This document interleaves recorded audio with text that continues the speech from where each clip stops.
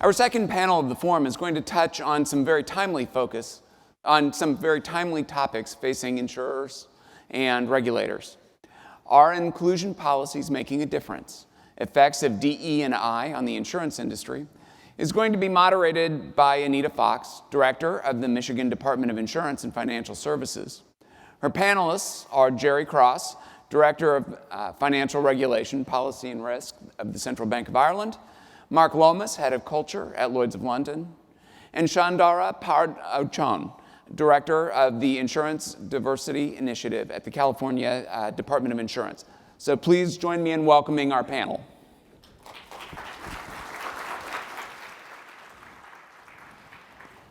Good morning. Thank you, Director Dunning. It's hard to believe it's still morning with the action-packed panels and discussions that we've had so far.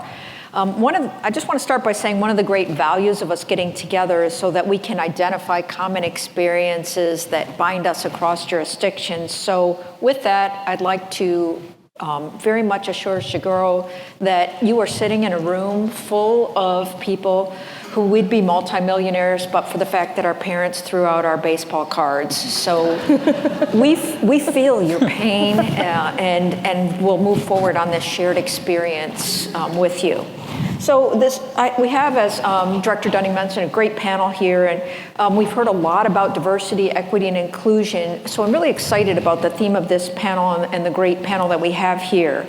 We know that in recent years, there's been a lot of focus on the importance of diversity and equity and inclusion and what each of those words separately means and how organizations internally and with the consumers that they serve have integrated these concepts. And in many ways, the insurance sector has not only been part of the shift, but leading those conversations. And that's something I think we should be proud of, even though we know there's a lot of work to be done. The aim of this panel, in my opinion, is a very important one. We're at a point where we've been talking about this for a long time. And one of the lessons we can share with one another is taking a look at the initiatives that have been implemented and looking at which of those have proven to be successful in fulfilling the identified goals. We need to understand how new policy enactments provide opportunity and purposeful change on the most important fundamental topic here, which is access to insurance for everyone.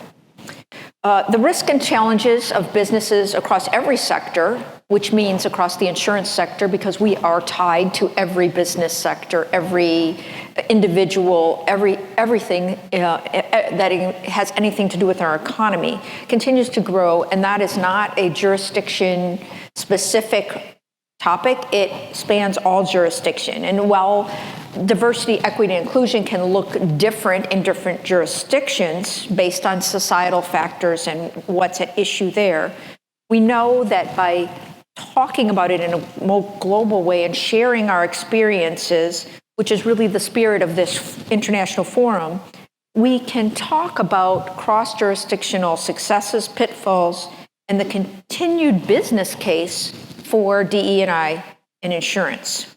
So with that, we're going to dive into a number of questions on the types of initiatives that have been implemented, what solutions have been created, both within this sector and more broadly, as well as the role of insurance supervisors in maintaining such progress. I'm really looking forward to hearing and learning from Gerry, Mark, and Chandara, and I'm sure you are as well. So with that, I'm going to get out of the way and let this discussion begin.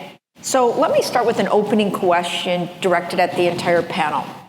So in the last few years, as I've mentioned, and as all the panels have mentioned, this sector has dedicated a lot of time and effort to embedding these pillars of diversity, equity, and inclusion into operational frameworks. So we're looking and reflecting on what is occurring throughout the world to gauge the effectiveness of these.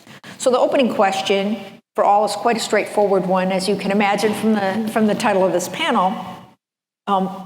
Are inclusion policies making a difference? And that really is the basic question. So I'm going to start with you, Gerry. What do you think? Thanks, Anita. And look, it's It's terrific to be here.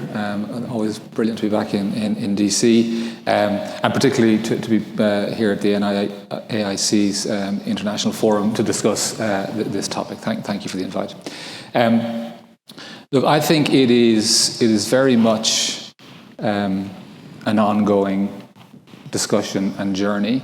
I think the impact and effects of diversity and inclusion and equity taken together are really being felt. And they're being felt because of not only the things that are being done, but the fact that we are in the discussion unearthing so much of value and impact in relation to that. So we'll come back to this topic in a moment, but one of the things I've been privileged to do of late is to be the so-called champion for the IAIS on diversity, equity and inclusion as part of their current strategy. And in that role, the engagement that we have had across that very wide membership of over 200 different member organizations, from all their really rich and diverse backgrounds, that conversation has been hugely important.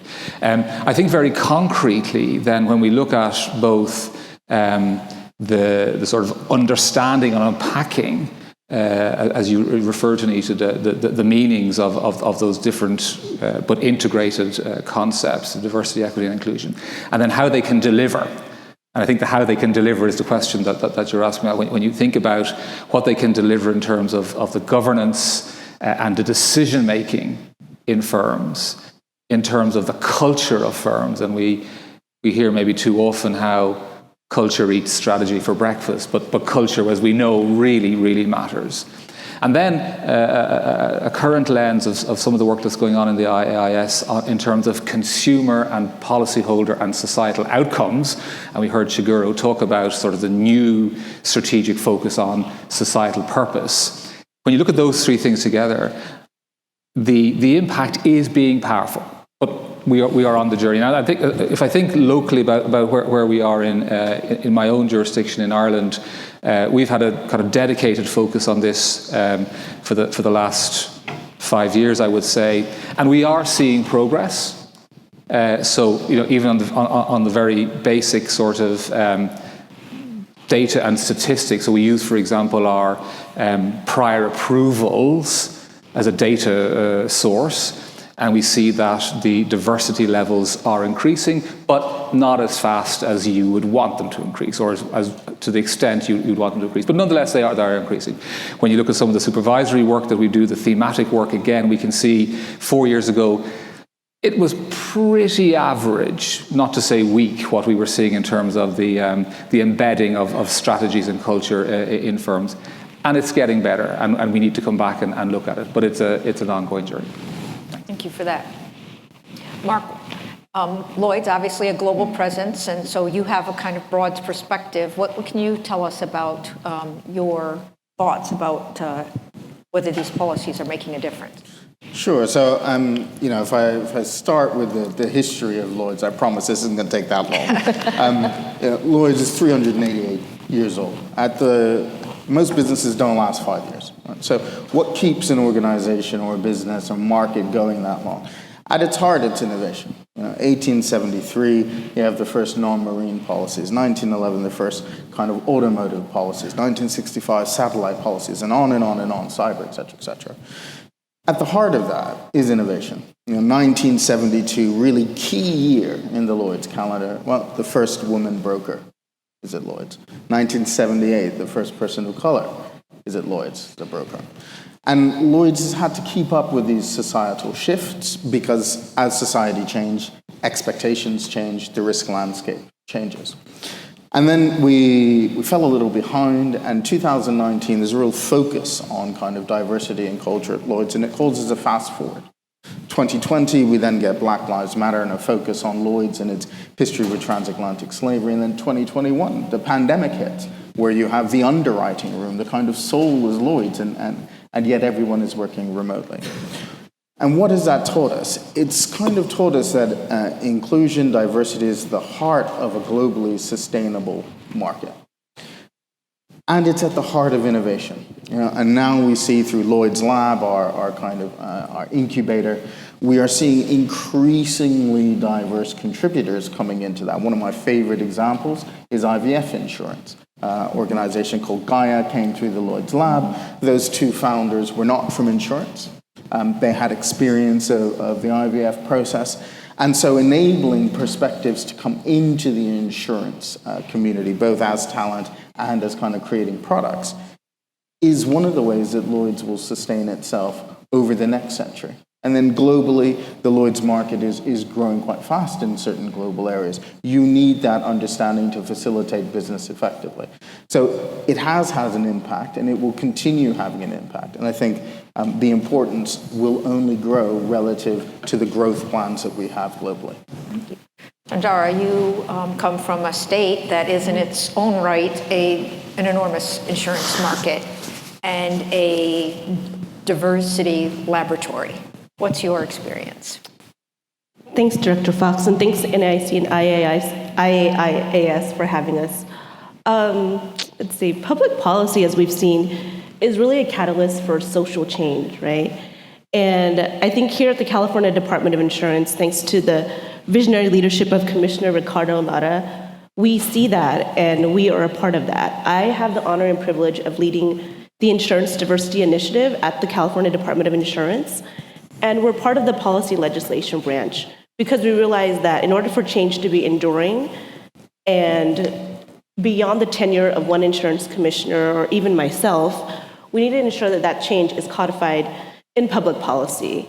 And for California, we have advanced and championed insurance diversity laws and policies because we know that public policy is not just a catalyst for change, but it also has the ability to address systemic issues, such as opportunity and access to insurance products.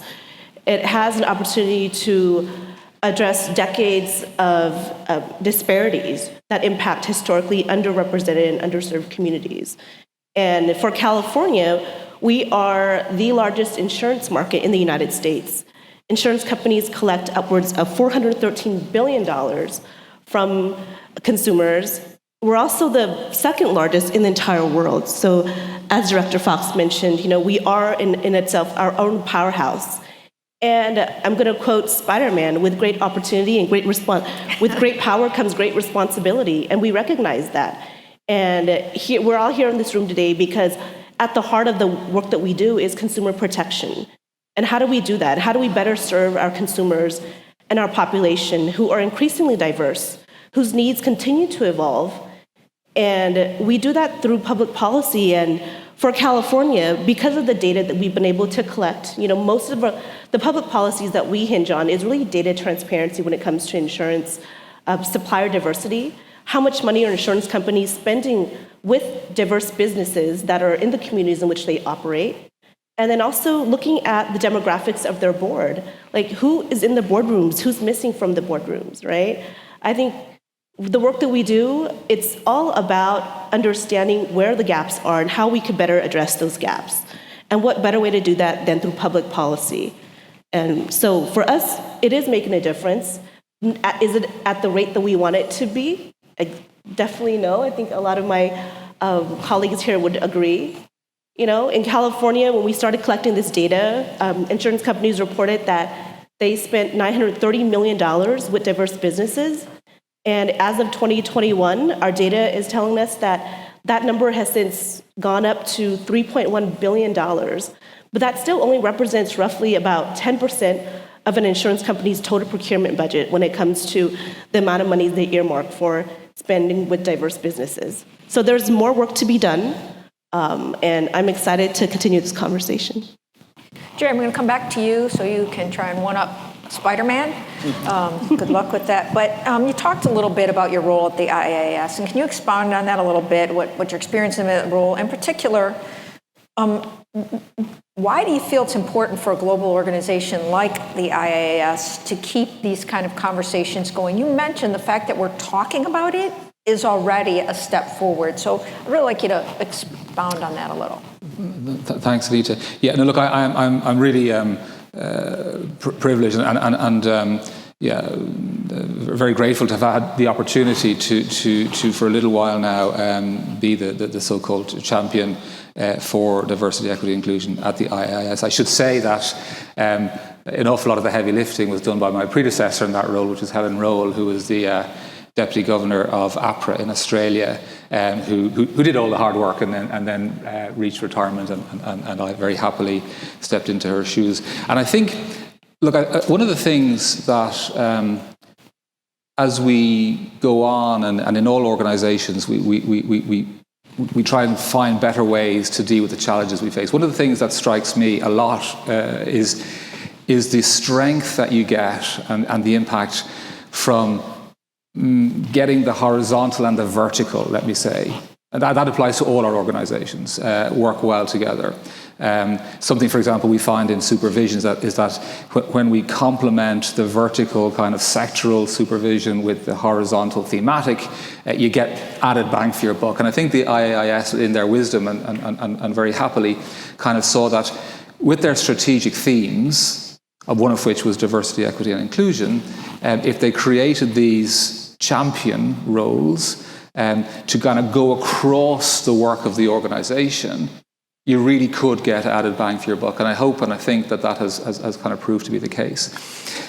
Specifically in terms of the kind of the international community of insurance supervisors, I think it's been a very exciting and rewarding effort. And specifically because, as I mentioned, with 200, more than 200 member organisations, from just a vast variety of cultural and economic and local circumstances, all trying to do supervision to achieve the best outcomes that they can. That discussion around diversity and equity and inclusion has been a really powerful one. Now, one of the challenges has been, and we sort of had to wrestle with this, and we get asked about it a lot, is kind of how do you sort of talk about diversity and equity and inclusion in such a wide variety of cultural setups? And the answer to that has been really interesting, is that despite all of those kind of different contexts, the conversation has resonated. Right? So by talking about diversity, not as a sort of a kind of an acronym or a sort of a trope or something easy to say, but to talk about what it does, the idea that you are bringing together different perspectives, getting them to interact with each other, to come to decisions. That has resonated everywhere. So yes, diversity is kind of different in different contexts, and sort of the journey to more diversity and inclusion is different. But the power has really been there. And the final thing I'll say, and just to stop on this, that currently there are two really, really interesting products in development by the IAIS. One is a consultation that's out at the moment in terms of how to think about, from, if you like, that kind of is it working perspective, how to think about diversity in the role of governance and culture in firms. And then the second piece, which is coming in the autumn, is what does that then do for outcomes? And again, I come back to what Shiguru said earlier about the sort of that focus on societal outcomes. So what does it do for policyholders, potential policyholders, protection gaps, if you can embed diversity in the culture? And it's pretty powerful stuff. That's a great segue to the question I have for you, Mark, because I know that Lloyd's has invested in various inclusion groups. And one of the things we heard talked about before is the business case. And the business case we have to be able to make to industry. And it's recently reported some successes, such as achieving 35% women in leadership target that was set in 2020. Can you talk to us a bit about what it took to produce those results and what you know about how that impacts the business case for diversity, equity, and inclusion? Sure. So The Women in Leadership target was born out of a real focus on sort of culture and diversity in the Lloyd's market in 2019. And first, to understand the success of it, let me just talk a little bit about the construct of that target. So that target is a market-wide target. It's not a target per company. Right. And when we say leadership, we mean board, CEO, and direct report to C-suite. That's how we define leadership. And at the time that we set the target, it was around 29% women in leadership. And we've closed that gap, so we achieved the target this year, 35% women in leadership across the Lloyd's market. So how did we do that? The first is culture is a fundamental part of our principle-based oversight. It's our regulatory regime for firms. And that's culture principle 13. And that states that managing agents should be diverse and have an inclusive and high-performing culture. And through that, we're able to hold organizations accountable for the practices that underpin the ability to foster that talent pipeline. So accountability is key. And what we've seen over the last couple of years is that the percentage of leaders in the Lloyd's market that have remuneration linked to diversity, culture, engagement, KPIs has increased by plus 8%. So I don't think that that progress is disconnected from the accountability. The second is we have a continuous improvement cycle. So we collect data across the market via our markets policies and practices return, which collects all kinds of diversity data, and also via the culture survey, which essentially collects individual perception data. And so we have a huge amount of data and insight. We then turn that insight into benchmarking reports for every single firm in the market, highlights where they're doing great work and where they have areas to develop. And then we have a culture upskilling program where we share those kind of best practices. And over the last couple of years, talent and succession processes with an eye on diversity and inclusion have been a huge focus of the upskilling that we've done across the market. And that has led to the market achieving its target for women in leadership. And people often ask, well, what's the bottom line kind of benefit of that? Well, it's more expensive to buy talent than it is to grow your own talent. And if you think about the kind of the Lloyd's market as an ecosystem, it's kind of easy if A poaches from B and B poaches from C. But if A, B, and C are poaching for each other, the result of that is that costs go up. If A, B, and C are growing their own talent, the cost of that talent recruitment stays sustainable. And so I think there's a bottom line benefit, not only in terms of individual companies and their investment in talent versus external recruitment, but as Gerry's talked about, the importance of decision-making, approaches to risk, organizational development. Everyone knows that kind of it leads to broader, better decision-making. So we're very proud of having achieved that. Of course, the next question is, well, women are 50% of the population. Why wouldn't it be 50% women in leadership? And we're about 45% women in the Lloyd's market overall, and 35% in leadership. So we still have a ways to go. But there is no mistaking it. It is being very deliberate about your goal, a continuous improvement approach, and holding organizations to account, which has meant that has been able to be achieved. Chandara, you also talked about data, and you're hearing it collected on industry side, and that's something that you've been focusing on at the department. And I think one of the things that California has also done is try and embed some of that in legislation. I think that would be helpful for other states to hear about your experience in working with your state legislature to incorporate that into legislation. Wonderful.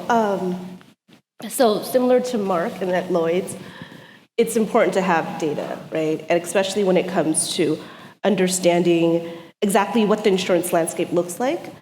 The Insurance Diversity Initiative in which I lead, we also lead public policies. And one of the key things that we realized, first and foremost, was that in order for us to really impact change on an industry-wide systemic level, we needed to create policies that were intentional and deliberate in terms of what we wanted to see, and really balancing that out with also understanding what the industry also needed as well. And so I've been fortunate to work under the leadership of a commissioner who, from the onset, has always been committed to embedding equity and inclusion into the policies in which he sponsors and champions. And that has been incredibly instrumental in seeing the impact of what executive sponsorship does for an organization. And so we were able to put into law, essentially, greater disclosures among insurance companies that do business in the state of California that collect upwards of $75 million or more in California premiums from Californians. And essentially what that law requires is that they also report out on the demographics of their board in the aggregate, as well as their board diversity policies and practices. So we're looking at corporate governance policies. Do they have one in place? And if so, for instance, is board diversity one of the key areas in terms of their corporate governance policies and practices? Do they engage in specific outreach efforts to diversify their boards, right? Because you don't know what you don't know, and I think many of us who are in these spaces of privilege and power understand that it's a network. And when it comes to recruiting for new board directors, it's always the network. And so we look at that, and what we found was that those insurance companies that did engage in outreach efforts tended to also have greater gender board diversity on their boards. And it was highly correlated. It was statistically significant, and we wouldn't have been able to understand that without the data that we were able to collect based on the laws that we had put in practice. Another key area is supplier diversity.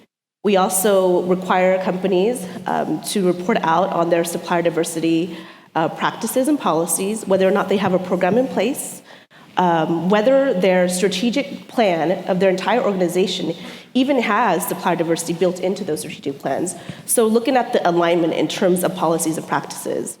And what we see is that, generally speaking, companies that actually have set forth intentional goals also have a tendency to, we tend to also see them invest more deeply and heavily in terms of their outreach and also their procurement dollars with diverse businesses. So when I speak of that, we're looking at businesses that are owned by women, LGBTQ plus individual, people from who are veterans, who are disabled veterans, as well as people from historically underrepresented communities. And we're very proud that this year, as of 2024, we also saw the enactment of California Assembly Bill 1140, which essentially also codifies disclosures for persons with disabilities, business enterprises, into the California Insurance Code. So now we're able to collect information on persons with disabilities, or historically also known as disabled-owned business enterprises. But we're really intentional in terms of the language of the policies that we craft as well. So, for instance, persons with disabilities, we really want to center the person before the disability. And so looking at how do we create inclusive language in our policies and practices so that we are being responsive and we're at the forefront versus being proactive when it comes to legislation versus being reactive. It's been tremendously helpful. Something else that we also codified is an insurance diversity task force. And this is a task force of community leaders and advocates and representatives who are from many different communities across California, from different chambers of commerce, from even in the insurance industry. We have our board directors in the insurance industry serving on this task force.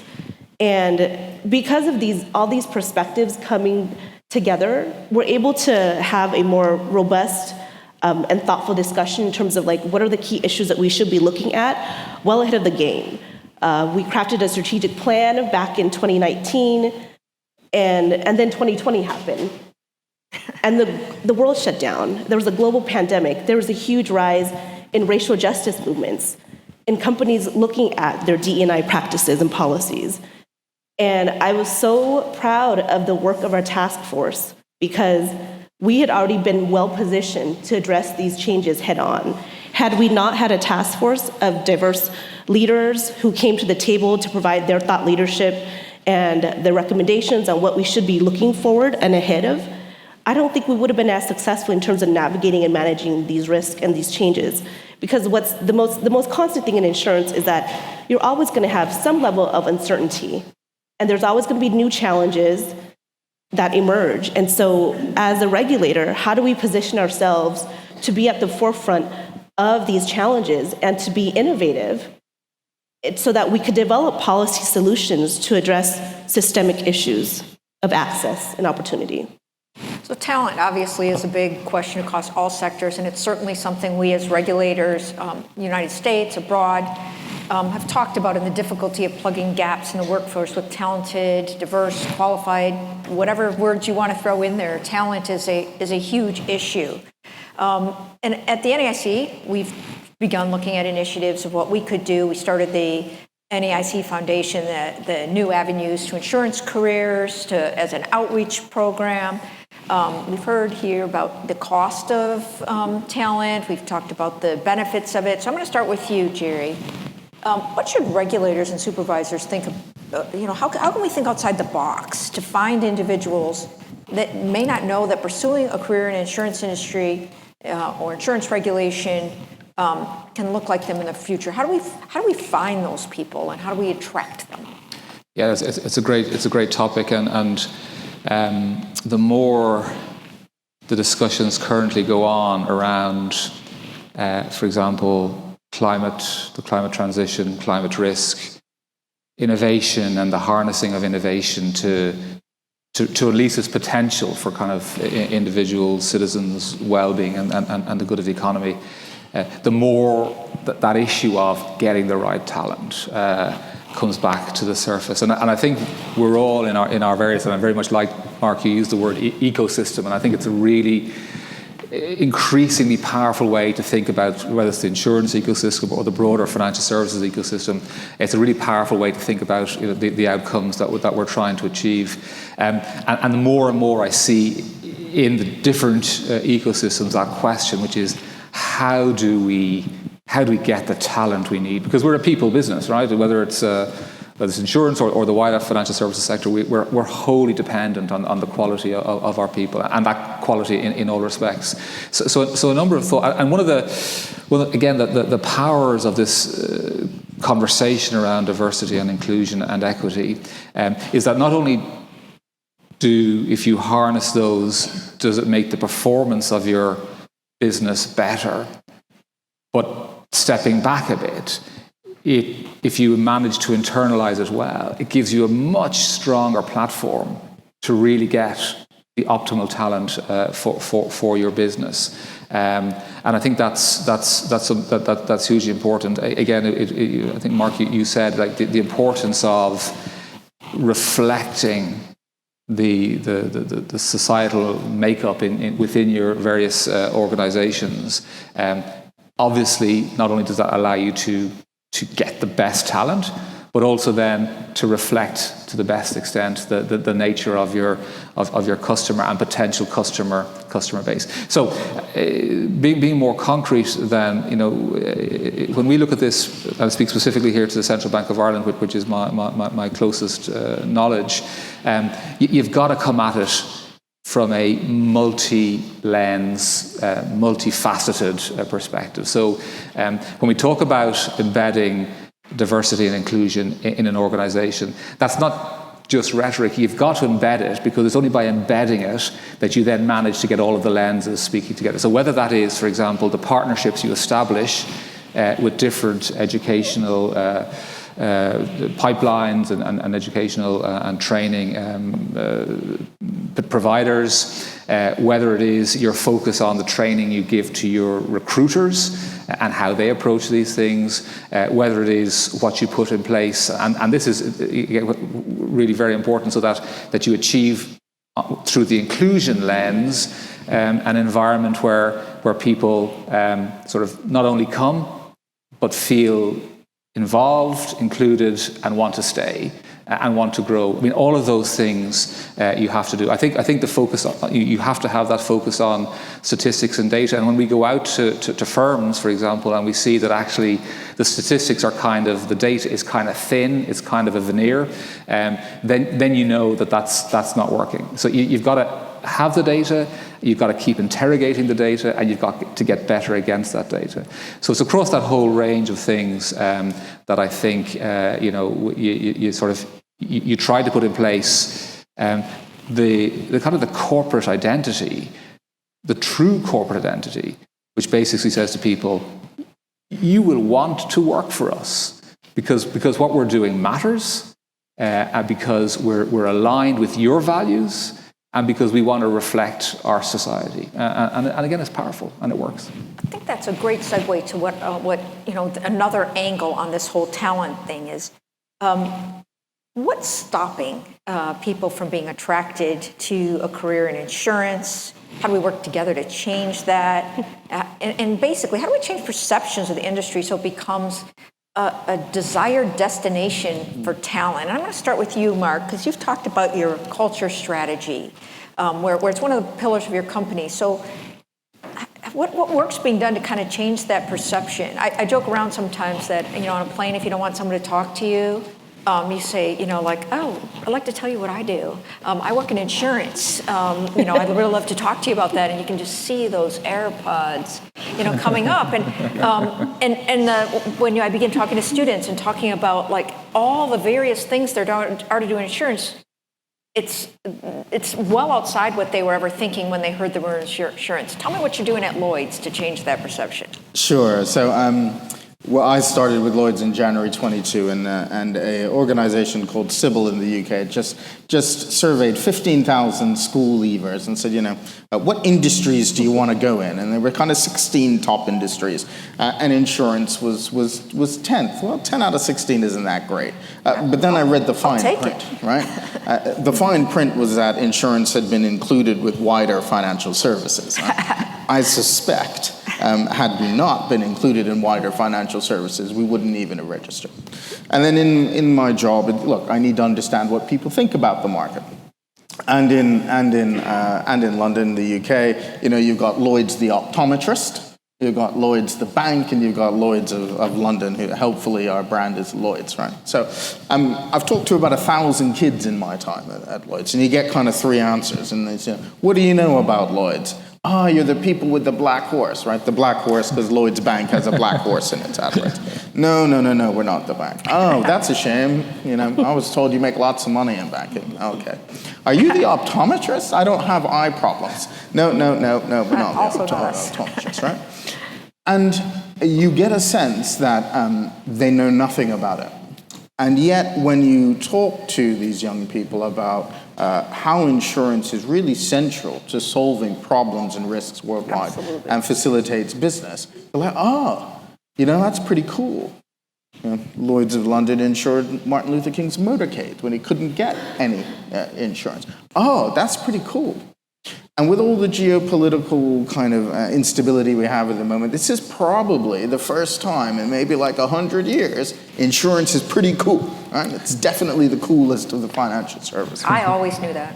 That's why you know. And one of the ways that you change perceptions is by opening up. So we have something called Dive-In, which is now the world's largest diversity and inclusion festival globally.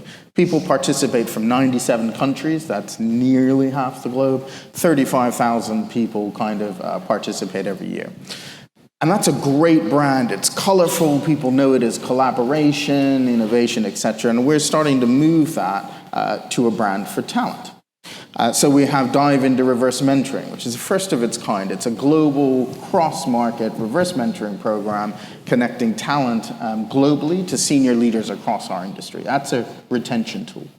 And Dive into Insurance is what we piloted in London over the last couple of years, where we have massive outreach efforts that go and we connect with schools, we connect with universities and community groups, etc., helping them understand pathways into insurance from the classroom straight to the boardroom.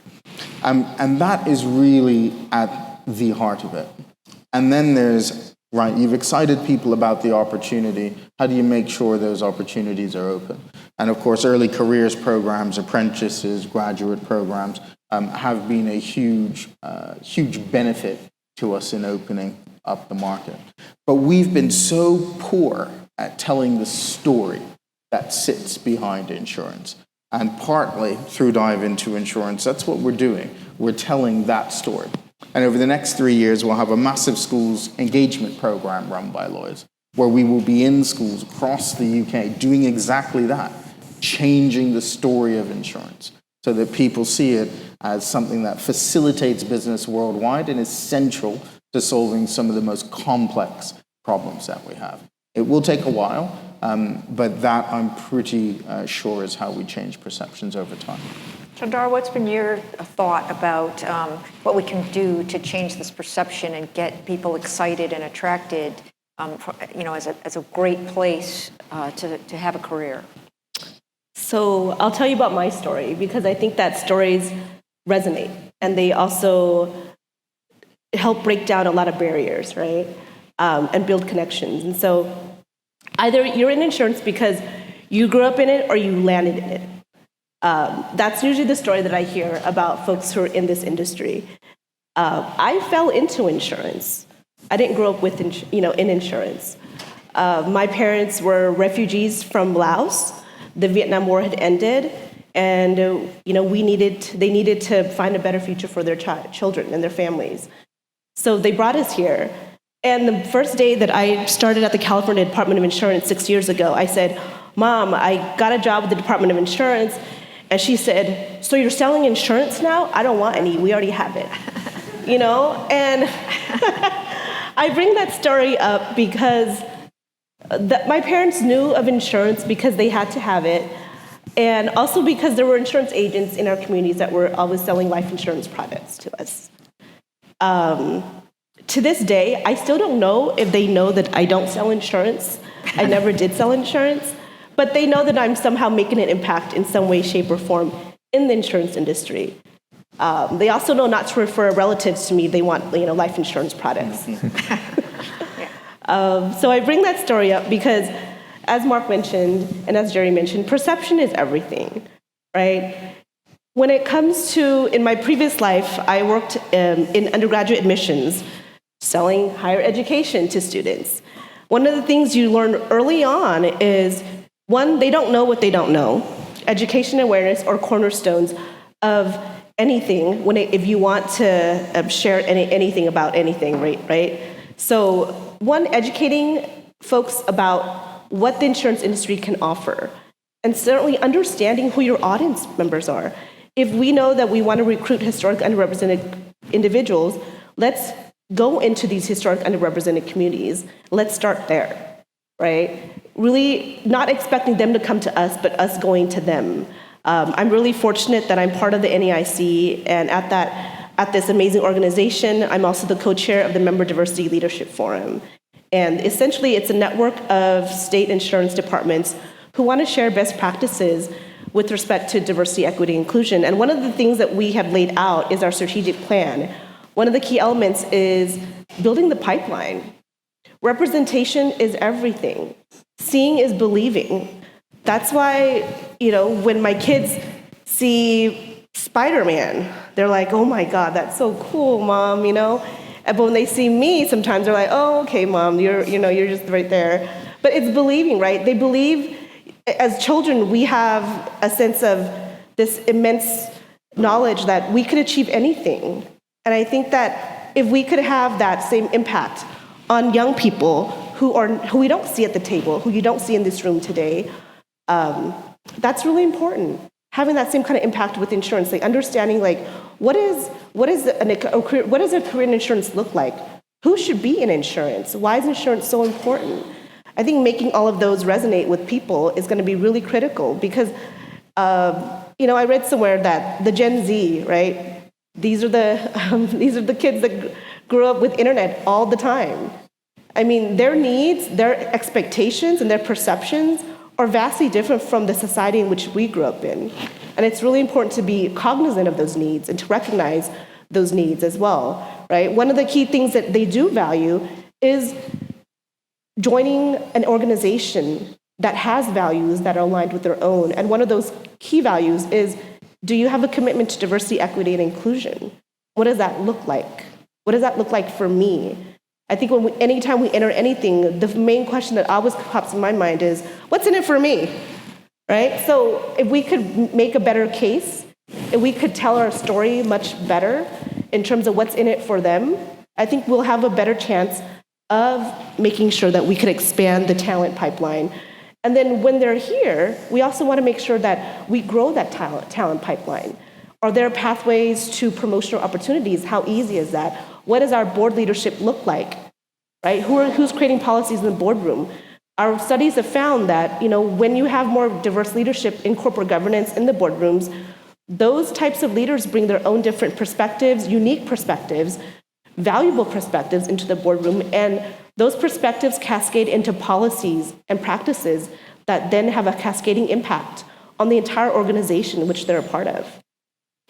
I think that is important there, and nothing personal, but I often tell students you don't need to go to California to work in IT. Insurance companies are like a city, insurance industry. Every service you'd ever need is going to be needed in there.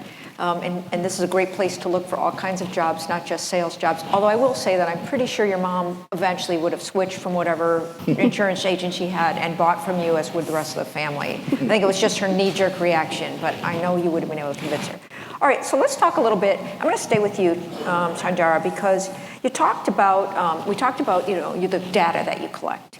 And then we talked about how you embedded in legislation. The third pillar of that is you got to get industry on board, whether it's to support your legislation or not kill your legislation or to cooperate or whatever. So what has been your experience about survey work and data collection? How has that been received by the insurers you oversee in California? I think a cornerstone of any policy that we put forth is really engagement. Engaging early on and engaging frequently with industry leaders. That's inextricably linked to the work and the success of the work that we're able to push forward. It doesn't do us any good to create policies that then now we have to figure out the whole implementation piece, or even figuring out if this policy is even going to be successful. So I feel like the reason why we've been so successful in this work is because we're very transparent with respect to bringing people to the table who are going to be impacted by our regulations and our laws and policies. That's incredibly meaningful to hear from insurance companies and leaders who are doing this work and saying, this is incredibly meaningful. I'm glad that you're asking for more transparency. I'm tired of being the lonely only at the table. I wish my company would invest in more of our diverse businesses in the communities in which we operate in. So that's been one of our cornerstones of success. Another area is really collaborating and realizing that there's so much synergy that is available out there and that can happen when you expand your reach by reaching across adjacent industries, whether that's in financial services. We have a partnership with our California state agencies that also have supplier diversity initiatives.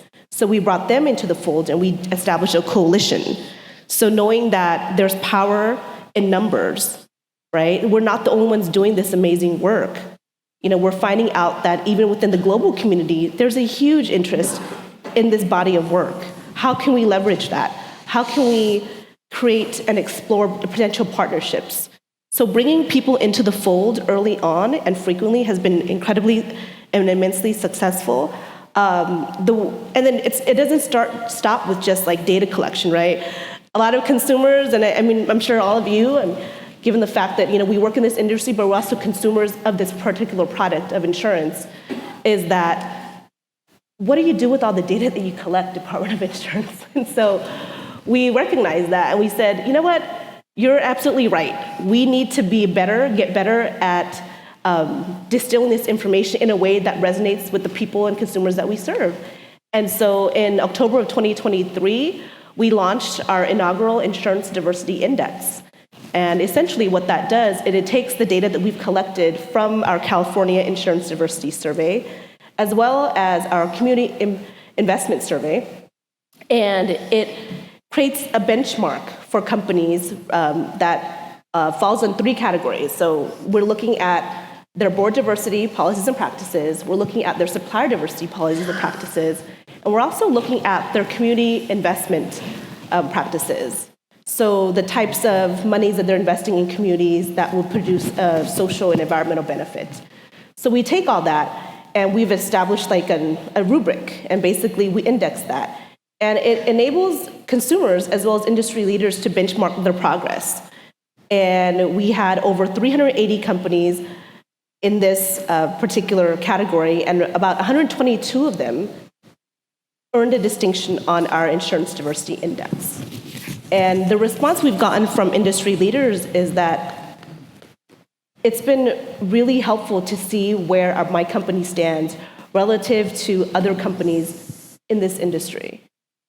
And they are also able to kind of benchmark and see the gaps in, where did I land? Why did I land there? And how do I level up? Or for the companies that didn't make the cut, how do I get on this list? What should I be doing? What should I be looking at? Right? So it creates a really healthy discourse in terms of where are the gaps, where are the opportunities, and how can we work within our organization as well as across our organizations to ensure that we're being more responsive and deliberate in terms of our decision making and our policies and practices. So let me ask the flip side then, from the industry side. What do you do in your various jurisdictions to keep your regulators up to date on your cultural strategy and your overall approach to DE&I? How are you communicating that and working with regulators? Sure. So I'll keep it short because I can see some interesting questions on the I'm going to monitor. switch right to those right after. In essence, transparency is our approach. Every year we publish the culture dashboard, which includes the diversity performance of the Lloyd's market, plus how people view working in the Lloyd's market aligned to our Principle 13 culture requirements. And then as a corporation, we publish a sustainability report annually, which includes all of our diversity, inclusion, well-being, supplier diversity, performance, as well as case studies and metrics on community impact. So in essence, that's how we keep all our stakeholders and regulators on side in understanding what we're doing, plus regularly engaging with consultations and the like. But transparency, it's there. Anybody we can go and look at. And that data then becomes a bedrock of how we prove to the communities and talent that we want to engage that we are getting better, we're more diverse, we're modernizing, and we're becoming more inclusive. All right, I'm going to just flip to questions now because that's really getting to what our audience wants to hear about. So one of the things that we see coming up here is the topic of DE&I has sometimes been very politically polarizing among many groups. Has the kind of rhetoric that's evolved around this impacted the initiatives within your jurisdiction? Gerry? Yeah, I'm glad there's a number of really interesting questions coming up on the screens there, and that one really grabbed my attention. So I think it's really pertinent and important, and it's one that is kind of easy to sort of maneuver around. But it's a very good and important question. I think and it relates a little bit to what I was saying at the beginning. This is a discussion about substance, right?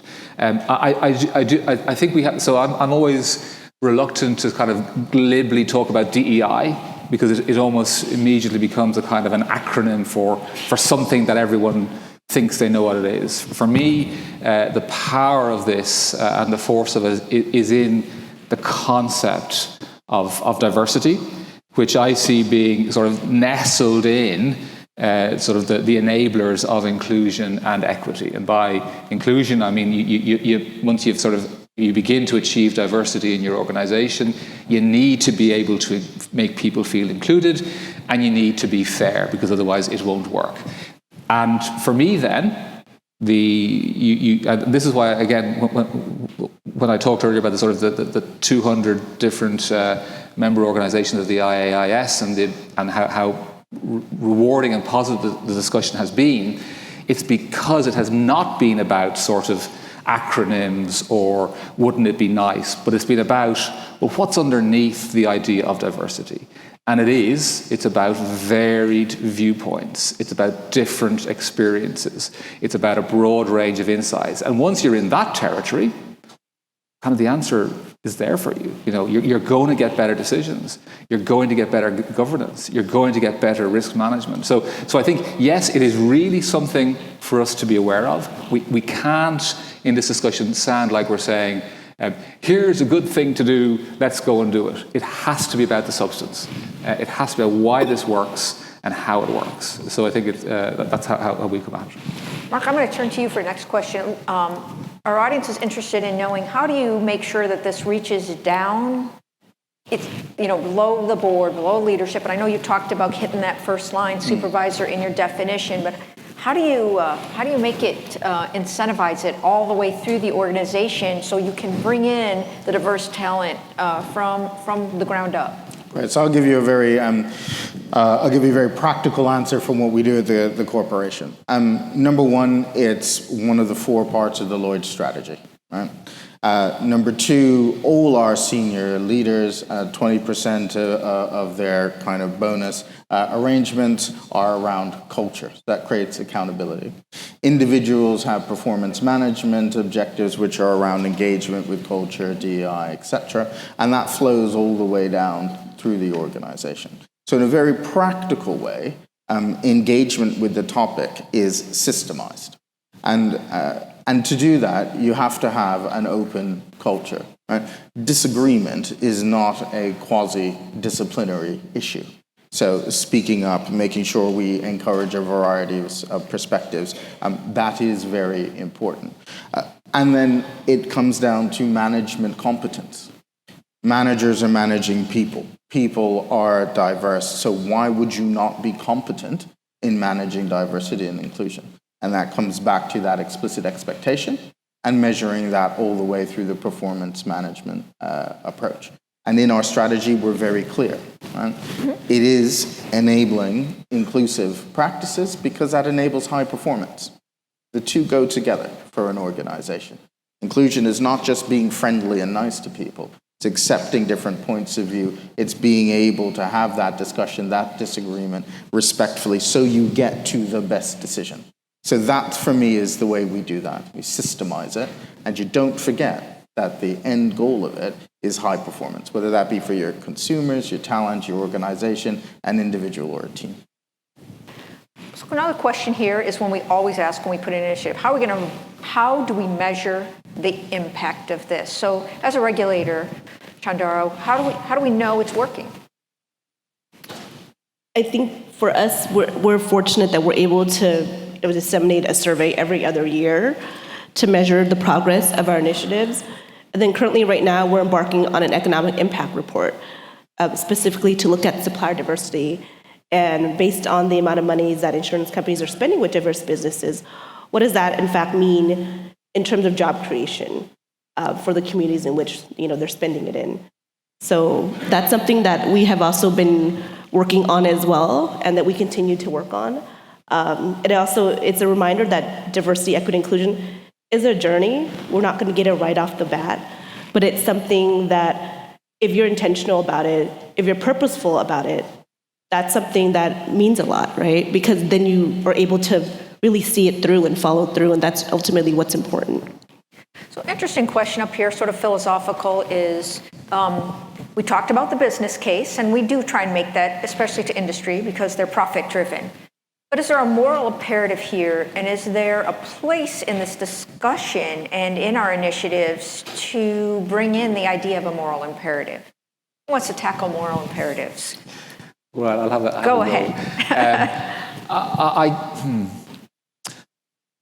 I guess you can really have this discussion in its fullness, mostly without getting too much into the moral imperatives. I think that there is a place for the moral discussion, for sure. For a diverse set of perspectives, yeah, there is, right? Right. But I think, it's the moral sort of aspect of it is one that is a very important, very interesting discussion. But I think this discussion, from a regulatory perspective, is about two things, and those two things in themselves come back to sort of ultimately sort of what is your sort of your vision of the good or whatever. But I think it, and Mark talked about it and Chandara talked about it, insurance and financial services have a fundamentally important role to play in achieving better outcomes. So I don't like to go much further than sort of achieving better outcomes, which is that the economy is enabled to function well, and individuals are enabled to provide for their financial well-being. And that's what we as regulators are ultimately about, and that's what, frankly, the insurance business and financial services is ultimately about. Both of those aspects of performing well means that firms have to be well run, and the outcomes for consumers have to be good outcomes. So firms and the sectors have to serve the interests of their customers. And that's where diversity, equity, and inclusion, I think, really impacts, because it really drives performance and it really helps secure those good outcomes. So I don't know if that gets you into the moral realm, but it certainly gets you into what are we trying to achieve, and I think those are good things to be trying to achieve. Yeah. Fantastic discussion. I know we could go on and on, but I know Director Dunning would be grabbing that hook for me soon. So thank you so much, all three of you, for your insights here. It was a great discussion. Sorry we didn't get to all the questions, but I think we made a lot of progress. I think this is a very interesting topic, and I'm sure we'll continue this discussion. Thank you. Thank you to all of you.